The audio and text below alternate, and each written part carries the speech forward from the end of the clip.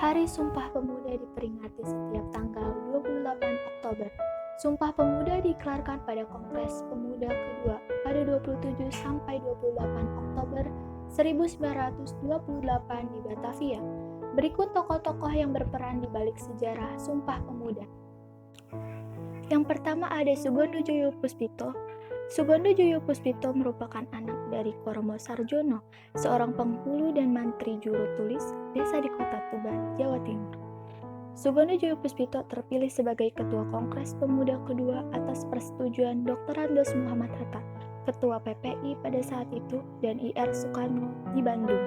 Sugondo Joyo Puspito aktif di Organisasi Persatuan Pemuda Indonesia (PPI) semasa muda. Kongres Pemuda kedua tersebut yang kemudian melahirkan Sumpah Pemuda. Sugondo menganyam pendidikan HIS, Sekolah Dasar 7 tahun 1911 sampai 1918 di Kota Tuban. Beliau meninggal di Yogyakarta 23 April 1978 di umur 73 tahun. Yang kedua ada Muhammad Yamin. Muhammad Yamin dikenal sebagai sosok perumus Sumpah Pemuda dalam Kongres Pemuda kedua pada 1928. Dalam Kongres Pemuda 1, 1926, Muhammad Yamin menjadi tokoh yang memperjuangkan bahasa Melayu agar menjadi bahasa yang dipahami seluruh suku bangsa di Indonesia. Dalam Kongres Pemuda kedua yang diselenggarakan pada 28 Oktober 1928, setelah melewati perdebatan panjang, akhirnya disepakati mengenai bahasa persatuan dengan kalimat yang berbunyi, "Kami putra dan putri Indonesia menjunjung tinggi bahasa persatuan, bahasa Indonesia." Sebelumnya, Muhammad Yamin menuliskan gagasan Sumpah Pemuda dalam suatu kertas. Kertas tersebut kemudian diberikan kepada Sugondo Joyo Puspito selaku Ketua Kongres. Dr. Muhammad Yamin SH lahir di Talawi, Sumatera Barat pada 23 Agustus 1903. Muhammad Yamin lahir dari pasangan Us Bagindo Khatib dan Siti Sadar. Berkat jasanya, Muhammad Yamin dinyatakan sebagai pahlawan nasional berdasarkan surat keputusan Presiden Republik Indonesia 6 November 1973. Beliau wafat di Jakarta tanggal 17 Oktober 1962 pada umur 56 tahun. Yang ketiga ada Sunario Sastrobadoyo.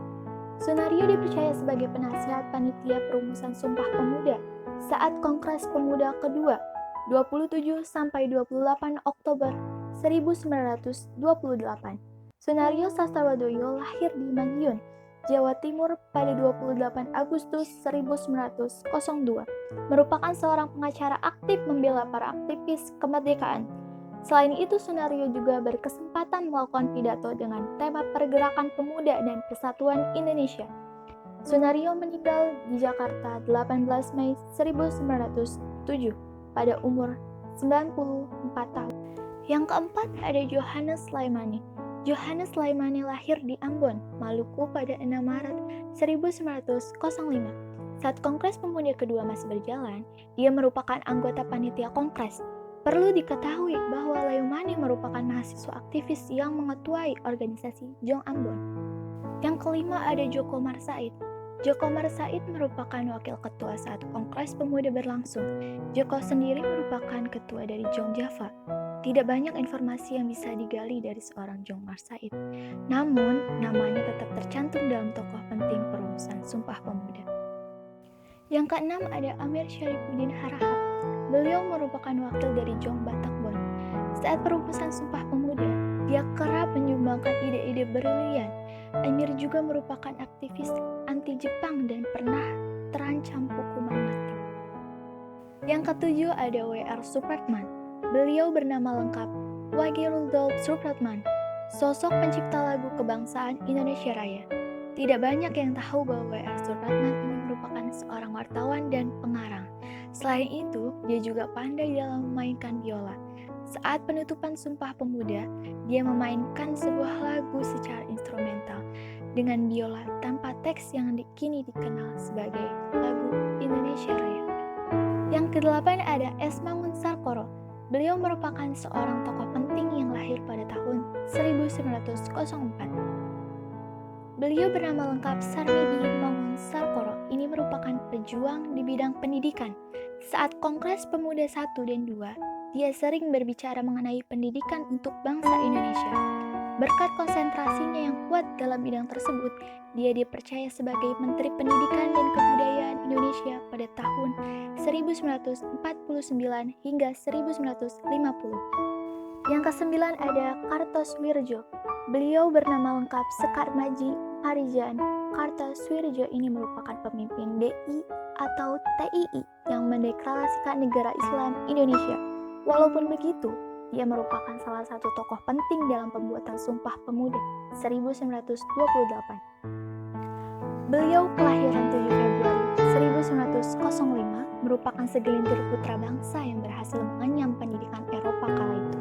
Dia bersekolah di Holland Island School (HIS) di Lembang.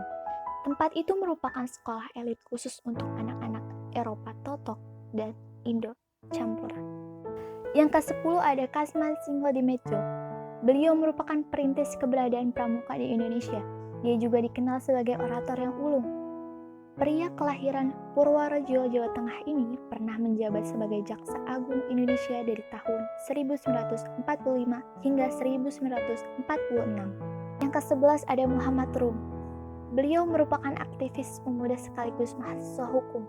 Rasa nasionalisme dalam dirinya terbakar setelah mendapatkan perlakuan diskriminatif di sekolah Belanda. Akhirnya, pria yang sering disapa Muhrum ini bertekad untuk ikut serta dalam perumusan Ikrar Sumpah Pemuda. Lalu yang ke-12 ada Aka Gani. Beliau bernama asli Adnan Kapau Gani ini merupakan aktivis pemuda yang lahir di Palembang, Sumatera Barat pada tahun 1905. Dia bergerak dalam organisasi Jong Sumatran Bond. Lalu yang terakhir ada Sikong Liong. Nama pria yang satu ini seringkali disebut saat kita membicarakan Sumpah Pemuda. Bagaimana tidak, dia adalah pemilik rumah tempat berlangsungnya Kongres Pemuda kedua. Rumah itu terletak di Jalan Kramat Raya. Kini, rumah ini telah dijadikan sebuah museum. Sumpah Pemuda! Satu! Kami putra dan putri Indonesia mengaku bertumpah darah yang satu, tanah Indonesia. Dua, kami putra dan putri Indonesia mengaku berbangsa yang satu, bangsa Indonesia. Tiga, kami putra dan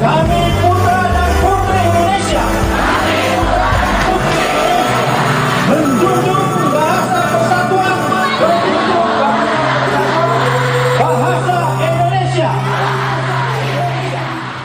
Indonesia. Sumpah Pemuda 1. Kami putra dan putri Indonesia mengaku bertumpah darah yang satu, tanah air Indonesia. 2. Kami putra dan putri Indonesia mengaku berbangsa yang satu, bangsa Indonesia. 3. Kami putra dan putri Indonesia menjunjung tinggi bahasa persatuan, bahasa Indonesia. Semangat Sumpah Pemuda yang bisa dicontoh oleh kita sebagai generasi muda penerus bangsa. Yang pertama ada toleransi terhadap sesama. Indonesia dianugerahi Tuhan dengan keanekaragaman yang luar biasa, mulai dari budaya, suku, ras maupun agama. Hidup dalam perbedaan bukanlah sebagai halangan untuk berkreasi bersama. Justru dengan keberagaman inilah kita bisa belajar untuk saling menghargai dan saling menghormati.